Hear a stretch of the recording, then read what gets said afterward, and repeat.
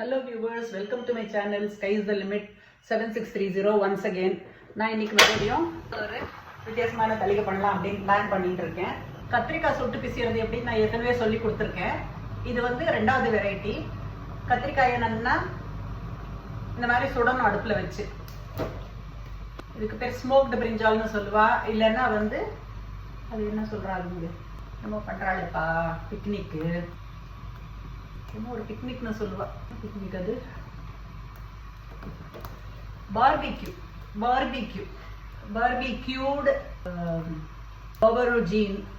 ஆவர்ஜினி அப்படி பார்பிக்யூடு ஆவர்ஜினா கத்திரிக்காய். இந்த மாதிரி அதை ரோஸ்ட் பண்ணி பண்ணோம்னா பார்பிக்யூடுன்னு சொல்லுவேன். அவள் ஒரு குச்சியில் வச்சு சொருகி அதை அடுப்பில் இப்படி இப்படி சுற்றி சுற்றி காய்ச்சலாம். நான் வந்து நம்ம ட்ரெடிஷ்னல் ஸ்டைலில் காய்ச்சின்னு இருக்கேன். அவ்வளோதான் வித்தியாசம். ஸோ ஒன்றோ ரெண்டோ பச்சை மிளகாய் நம்ம காரத்துக்கு ஏற்ற மாதிரி போட்டுக்கலாம். கொஞ்சம் போகிறோம் தேங்காய் எவ்வளோ தான் எடுத்துட்டுருக்கேன். கொஞ்சமாக தான் பண்ண போகிறேன்.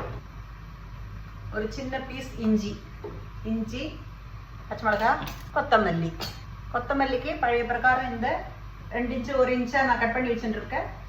கொத்தமல்லி தண்டு தான் போட்டுக்கிறேன். கொத்தமல்லி இலையாக போடலை. கொத்தமல்லி தண்டு போட்டாச்சு. என்ன போடலை? உப்பு இந்த உப்பு வந்து கல் உப்பு தான் நான் இப்போ இதில் போட்டு அரைக்க போகிறேன். கூட கத்திரிக்காய்க்கு உண்டானதையும் சேர்த்து போட்டுருணும். நம்ம அந்த டேஸ்ட் எவ்வளவோ நம்ம உப்பு எப்படி கறிக்கிறதோ அந்த மாதிரி ஒரு மெஷரில் நம்ம தேங்காய் இஞ்சி கொத்தமல்லி பச்சை மிளகாய் உப்பு இது வரைக்கும் எடுத்துடுறோம். இது எங்காத்து பார்பிக்யூ கரண்டி. அப்பெல்லாம் இடிக்குதான் எங்காத்து பார்பிக்யூ கரண்டி. இது எங்கள் அப்பா வந்து தானே பண்ணார். தன்னை கையால் அடிச்சு அப்பெல்லாம் கரண்டி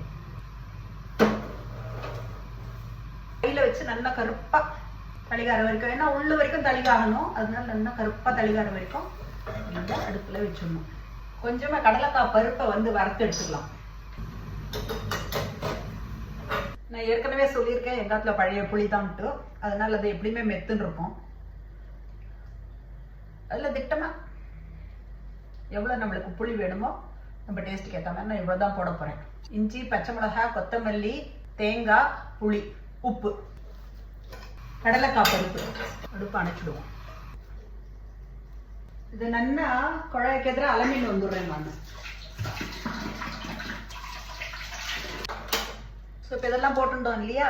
இதில் கொஞ்சம் ஜலத்தை குத்திண்டு இந்த வறுத்து வச்சுட்டு இருக்க கடலைக்காய் பருப்பு ஆறினா விட்டு அதையும் போட்டுக்கலாம். தோலோடையும் போட்டுக்கலாம். தோலை உரிச்சிட்டும் போட்டுக்கலாம். நான் தோலோட தான் போடுவேன். ஏன்னா நான் வந்து ரஃபேஜ் அவசரம் பாடுபடுறவ.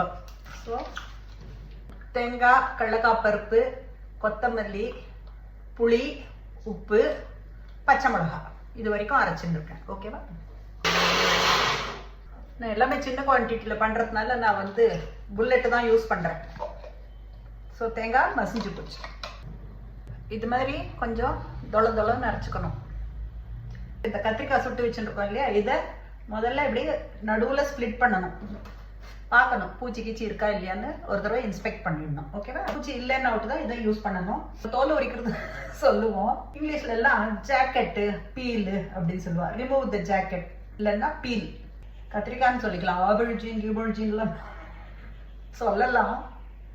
ஆனால் நம்ம ஊரில் சொன்னால் புரியுமோ புரியாதோ. தோல் உரிச்சா கத்திரிக்காய் சுட்டு பிசிஞ்சு பூச்சி இல்லையான்னு கன்ஃபார்ம் பண்ணிக்கோங்க. மறக்காம கன்ஃபார்ம் பண்ணிக்கோங்க. அந்த ஸ்டெப்பை விட்டுறாதீங்க. ஓகே? இந்த கத்திரிக்காயை எல்லாம் உரிச்சாச்சு. தோல் இல்லாம உரிச்சாச்சு. இப்ப இதுல போட்டு ஒரு ஓட்டு ஓட்டிடலாம். இது சாஃப்டா இருக்கும். அதனால ரொம்ப கஷ்டப்படாது. நல்லா பிளெண்ட் பண்ணிடலாம்.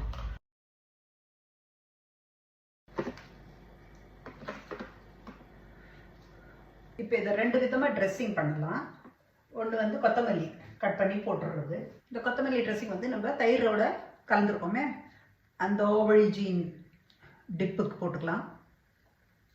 Just dressing. அடுத்த ட்ரெஸ்ஸிங் நான் ரெகுலராக சொல்கிற மாதிரி ஹாவ் எ நைஸ் லஞ்ச். கடுகு உளுத்தம்பருப்பு பெருங்காயம். என்னதான் சின்னதாக வச்சாலும் சில சமயம் கடுகுலாம் ரொம்ப கண்ணா பின்னான்னு தெரிக்கிறது. ஸோ அதை அடங்குற வரைக்கும் நம்ம வெயிட் பண்ணி ஆகணும். அதுக்கப்புறம் தான் உளுத்தம்பருப்புலாம் போடணும். உளுத்தம்பருப்பு வாசனைக்கு பெருங்காயம் இது வரைக்கும் திரும்ப ரெண்டாக போடும்.